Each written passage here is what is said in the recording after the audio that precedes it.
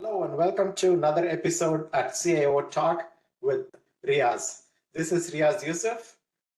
Today I would like to share three important tips on motivating your people.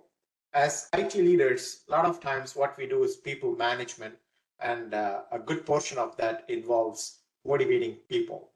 So I would like to share these three tips from a book called Why Motivating People Doesn't Work and What Does by Susan Fowler. So just to keep it simple, I'm sharing only three tips from the book that I have gathered, which I think is important. But the book talks a lot more about it. So I would encourage you to pick up the book and read if you're interested in this topic. Number one, we have to rethink the motivation.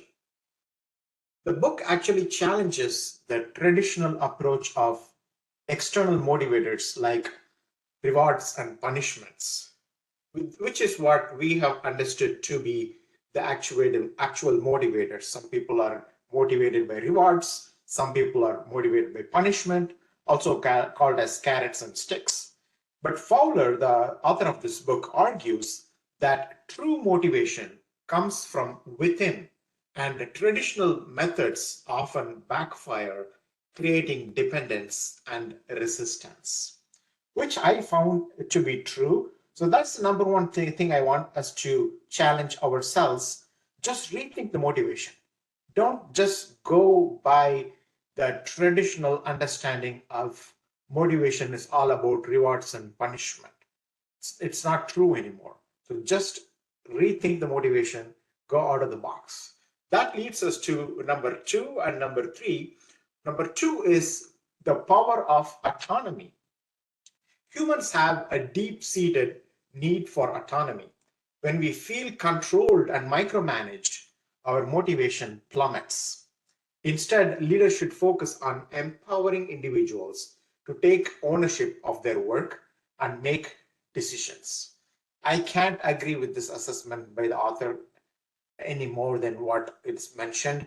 It's 100% true, especially in IT or any knowledge-based industry. You can't really expect a good outcome by micromanaging people. When you do that, their motivation plummets and it only backfires you. So instead, try giving autonomy to your people, and you will notice that that itself is yielding far superior results for you and the organization. And lastly, number three is cultivating relatedness. We human beings are social creatures, and meaningful connections are crucial for motivation.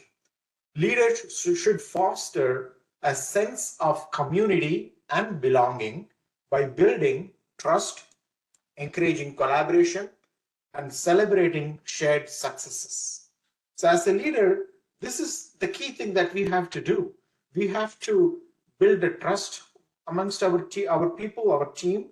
We have to encourage collaboration, and we have to celebrate the successes. A lot of times we focus on the failures, what has failed, and what needs fixes is what we focus a lot of our time and attention towards. But instead, we should spend a good portion of our time in also celebrating successes, in addition to working on building trust and encouraging collaboration. So those are the 3 points. Once again, just touching on the topics, I would like us to rethink motivation. That's number one. And number two is the power of autonomy. Give your people autonomy. And number three, cultivate, as a leader, cultivate relatedness. Thank you for watching. See you in the next episode.